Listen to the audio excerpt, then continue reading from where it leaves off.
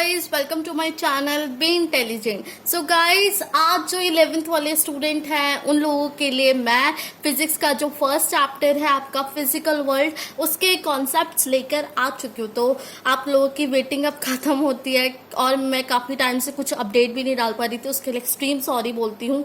और जो 11th वाले स्टूडेंट है, अब आप लोगों को भी रेगुलर होना पड़ेगा क्योंकि अब मैं रेगुलर कॉन्सेप्ट्स आपके लिए डालने वाली हूँ, राइट? ठीक है, तो फिजिकल वर्ल्ड आपका वन शॉट में ही खत्म हो जाए क्योंकि इतना बड़ा कोई टॉपिक नहीं है और इससे रिलेटेड बहुत ही कम क्वेश्चंस आते हैं। ठीक है, ये सिर्फ आपका इसलिए है ताकि आप फिजिक्स से आप कनेक्ट हो सको। ठीक है, जो बच्चे फिजिक्स से डरते हैं, जो बच्चे फिजिक्स को बिल्कुल भी नहीं पसंद करते हैं, वो उन लोगों के लिए बनाया गया है ताकि आप फिजिक्स को समझ सको कि फिजिक्स एक्चुअल में है क्या, राइट? उसके क्या क्या बेनिफिट्स हैं आगे आपके लिए, या आप उससे मतलब क्या क्या कर सकते हो। ठीक है, उसमें क्या आपके आगे टॉपिक्स आएंगे, ठीक है, आप कैसे एक्सपेरिमेंट करोगे, तो वो इस सब चीजों के बेस पे ये चैप्टर। ठीक है, इसीलिए तो फिजिकल वर्ल्ड नाम है इस चैप्टर का, राइट? ठीक है, तो चलिए बिना टाइम वेस्ट करे हम अपने कॉन्सेप्ट स्टार्ट करते हैं, राइट? तो पहला हमारे इसमें क्वेश्चन यही उठता है कि what is physics. Actually physics होती क्या है? हम बचपन से हमें साइंस पढ़ा रहे हैं, साइंस में हमें इलेक्ट्रिसिटी पढ़ा रहे हैं और हमें मैग्नेटिक्स के बारे में पढ़ा रहे हैं, लाइट्स के बारे में पढ़ा रहे हैं, बट क्यों पढ़ा रहे हैं? हमें इसका रीजन तो बताइए, क्यों पढ़ा रहे हैं? एक्चुअल में होता क्या है फिजिक्स? ठीक है, तो फिजिक्स क्या होता है, पहले फिजिक्स को जानने से पहले हमें साइंस को जानना है। ठीक है, तो साइंस क्या है हमारा? द वर्ड साइंस और originate from the Latinic verb scienta meaning to know। ठीक है, किससे ओरिजिन हुआ है आपका साइंस? किससे ओरिजिनेट हुआ है? साइंटा से। किससे हुआ है? साइंटा। ठीक है, जिसका मीनिंग क्या होता है? टू नो, कुछ जानना। ठीक है, और आपका फिजिक्स क्या होता है? The branch of science which deal with study of natural phenomena, it's called physics, right? तो फिजिक्स क्या होता है? एक ब्रांच है, किसकी? साइंस की ब्रांच है। साइंस की तीन ब्रांच होती है, एक होती है आपकी केमिस्ट्री, एक होती है आपकी बायो एंड देन आपकी फिजिक्स। ओके, तो ये आपके तीन ब्रांचेस होती हैं। ठीक है, तो उन तीनों ब्रांचेस में से आपका जो फिजिक्स है वो एक ब्रांच है, किसका? साइंस का ब्रांच है, राइट? जो किससे डील करता है? आपका नेचुरल फिनोमेना। किससे डील करता है? Natural phenomena. नेचुरल फिनोमेना क्या होता है? कि लाइट जल जाना। लाइट जलना क्या है? एक नेचुरल फिनोमेना। आपकी क्या बोलते हैं, ट्विंकलिंग स्टार ट्विंकल क्यों करते हैं? एक नेचुरल फिनोमेना है। रेनबो कैसे बनता है? ये एक नेचुरल फिनोमेना है। ठीक है, आपकी क्या बोलते हैं, लाइट में से जो प्रिज्म से जो लाइट, इतनी सारी जो कलरफुल लाइट्स निकलती हैं, वो कैसे होती हैं? वो क्या है? एक नेचुरल फिनोमेना है। तो ये सारी नेचुरल फिनोमेना से डील कौन करता है? आपका फिजिक्स डील करता है। कौन डील करता है? फिजिक्स। तो हम फिजिक्स में बेसिकली क्या पढ़ते हैं? नेचुरल फिनोमेना के बारे में, राइट? ठीक है, अब आपके साइंटिफिक मेथड क्या होते हैं जो आप स्टडी करते हो नेचर के लिए, राइट? ठीक है, आपके मतलब साइंटिफिक मेथड क्या होते हैं? ठीक है, तो स्टडी नेचर मतलब नेचुरल फिनोमेना के क्या आपके साइंटिफिक मेथड होने चाहिए। ठीक है, फर्स्ट है आपका ऑब्जर्वेशन। आपको ऑब्जर्व करना है। अब जैसे आप कोई भी एक्सपेरिमेंट कर रहे हो, ठीक है, कोई भी एक्सपेरिमेंट, XYZ कोई भी एक्सपेरिमेंट ले लो आप, ठीक है, तो आपको पहले उसको ऑब्जर्व करना हो कि आप कर क्या रहे हो, राइट? आपको उसके बारे में देखना पड़ेगा कि वो कैसे होगा, उसको ऑब्जर्व करना पड़ेगा। ठीक है, फिर आप क्या करोगे? आप एक्सपेरिमेंट करोगे। क्या करोगे? एक्सपेरिमेंट करोगे। ठीक है, एक्सपेरिमेंट के बाद आप क्वालिटेटिव एंड क्वांटिटेटिव रीजनिंग निकालोगे, मतलब कि कितने क्वांटिटी में वो उस एक्सपेरिमेंट में क्या क्या चीज यूज हुई है और वो क्या क्वांटिटेटिव थी, तो ये सारे रीजनिंग आपको देने पड़ेंगे। देन आपके मैथमेटिकल मॉडलिंग होगी। क्या होगी? मैथमेटिकल मॉडलिंग, मतलब आप मैथमेटिक्स की हेल्प से, मतलब मैथमेटिक टूल्स की हेल्प से आप क्या निकालोगे? बहुत सारे आप रूल्स बनाओगे कि उस रूल्स की हेल्प से ये जो एक्सपेरिमेंट है ये प्रूफ होता है, तो आप ये मैथमेटिकली मॉडलिंग करोगे, राइट? फिर क्या करोगे कि इस जो आपने जो एक्सपेरिमेंट करा है उसका फ्यूचर में क्या हेल्प होगी आपको, फ्यूचर में उसकी क्या हेल्प होगी, तो ये चीज आप क्लियर करोगे। ठीक है, देन आप क्या करोगे? प्रिडिक्शन मतलब कि उससे क्या आपका क्या एक कंक्लूजन क्या निकल रहा है, राइट? ठीक है, उससे क्या कंक्लूजन निकला है वो फिर करोगे। फिर एंड में आप उसका वेरिफिकेशन करोगे, मतलब वेरिफिकेशन कि आपका जो आपने एक्सपेरिमेंट करा है वो सही है, वो गलत है, ये चीज आपको वेरिफिकेशन एंड फॉल्सिफिकेशन आपको करनी पड़ेगी। ठीक है, तभी तो आप बता पाओगे कि आपका एक्सपेरिमेंट एक्चुअल में बेनिफिशियल है फ्यूचर के लिए नहीं, ठीक है। तो ये आपको लास्ट में चेक करना होगा। तो इन सब मेथड की हेल्प से आप अपनी जो नेचुरल फिनोमिना की जो स्टडी है वो आप इन मेथड की हेल्प से करते हो। जो भी साइंटिस्ट होते हैं वो इन्हीं स्टेप्स को फॉलो करते हैं, राइट। वो क्या करते हैं, इन्हीं स्टेप्स को फॉलो करते हैं, ठीक है। अब आता है आपका फोर्स, राइट। फोर्स आप लोग काफी प्रीवियस क्लासेस में बहुत बार पढ़ चुके हो। फोर्स होता क्या है, फोर्स होता है पुश और पुल, ठीक है। कोई भी चीज को हम पुश करते हैं या पुल करते हैं तो उसमें हमारा फोर्स लग रहा है, ठीक है। फोर्स इज अ पुश और pull that can cause an object. हम किसी भी, अब मैं जैसे ये जो नोटबुक पे प्रेशर लगा रही हूँ तो ये प्रेशर लगाना क्या है, ये फोर्स है, राइट, ठीक है। अब मैं बुक्स को नोटबुक को उठा रही हूँ तो ये क्या हो रहा है, ये आपका फोर्स लग रहा है, राइट, ठीक है। कोई भी ऑब्जेक्ट पे आप फोर्स लगा रहे हो, ठीक है, तो वो क्या होता है आपका, मतलब आप उसको पुश या कोई भी प्रेशर उस पर लगा रहे हो, कोई भी ऑब्जेक्ट पे आप प्रेशर लगा रहे हो तो वो आपका क्या होता है, फोर्स होता है, राइट, ठीक है। और उस फोर्स लगाने से आपकी क्या होती है, वेलोसिटी और शेप चेंज हो जाती है। क्या होती है, वेलोसिटी और शेप आपकी चेंज हो जाती है। फोर्स आपके टू टाइप्स के होते हैं, एक होता है आपका फंडामेंटल फोर्स, एक होता है आपका डिराइव्ड फोर्स। आपका ये दो फोर्स होते हैं, एक होता है फंडामेंटल फोर्स और होता है आपका दूसरा डिराइव्ड फोर्स, ठीक है। आपको इतना डिटेल में नहीं पढ़ना, बट आपको नॉलेज के लिए इसको पता होना चाहिए कि कितने टाइप्स के फोर्स होते हैं। दो टाइप्स के फोर्स होते हैं, fundamental force and derived force, right, ठीक है। फंडामेंटल फोर्स क्या होते हैं आपके, फंडामेंटल फोर्स आपके होते हैं जैसे कि जो बेसिक, आप फंडामेंटल को बेसिक भी बोल सकते हो।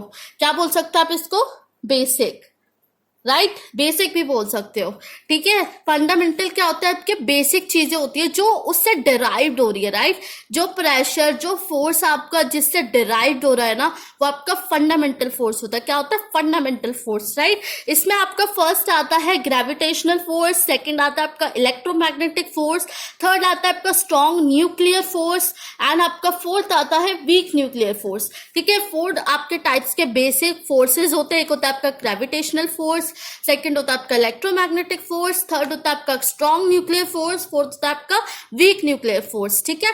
अब डिराइव्ड फोर्स क्या होता है, जो इन्हीं की हेल्प से क्या होता है आपका डिराइव्ड होता है, मतलब इन्हीं फोर्स, फंडामेंटल फोर्स की हेल्प से ही क्या होता है, बनता है, इन्हीं फंडामेंटल फोर्स की हेल्प से डिराइव्ड होता है, राइट, ठीक है। जैसे आपका फ्रिक्शन है, फ्रिक्शन किसका डिराइव्ड है, इलेक्ट्रोमैग्नेटिक का, ठीक है। स्प्रिंग है आपका ग्रेविटेशनल का है, ठीक है। क्या है, ग्रेविटेशनल फंडामेंटल फोर्स से डिराइव्ड हुआ है, ठीक है। मस्कुलर फोर्स, ये क्या है आपका, ये आपका मस्कुलर फोर्स, आप हैंड, ये किसी चीज से डिराइव्ड हुआ है, फंडामेंटल फोर्स से डिराइव्ड हुआ है, ठीक है, और एक्सेट्रा, ये सब क्या होता है आपके डिराइव्ड फोर्स होते हैं, ठीक है।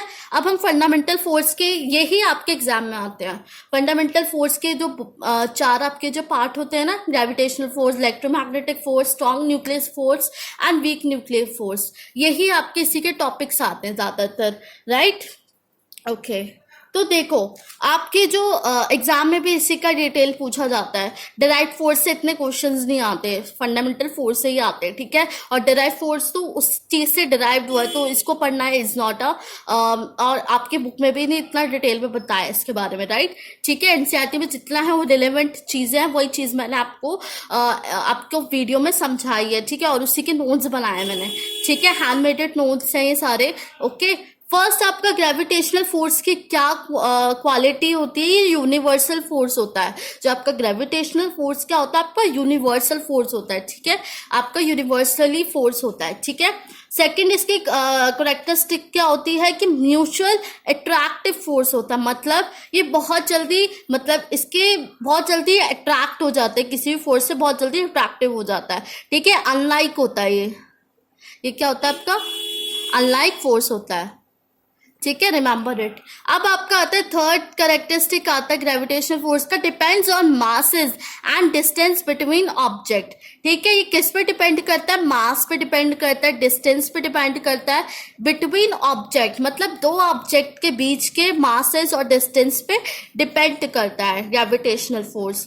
जैसे ग्रेविटेशनल फोर्स का आप एग्जाम्पल ले सकते हो, आपका कोई भी एप्पल ट्री पे से नीचे गिरा है, ठीक है, तो वो क्या है, ग्रेविटेशनल हुआ, मतलब ग्रेविटेशनल फोर्स है, मतलब कि वो अर्थ पे गिरा है, मतलब अर्थ मतलब ट्री से अर्थ पे गिरा है तो वो अट्रैक्ट हुआ है। किसने अट्रैक्ट किया? अर्थ ने अट्रैक्ट किया है। ठीक है, इसका एग्जाम्पल आपका ये हो सकता है, राइट। अब आपका इसमें कोई मीडियम की रिक्वायर्ड नहीं होती, आपके ग्रेविटेशनल फोर्स में कोई भी मीडियम की रिक्वायर्ड बिल्कुल नहीं होती, राइट।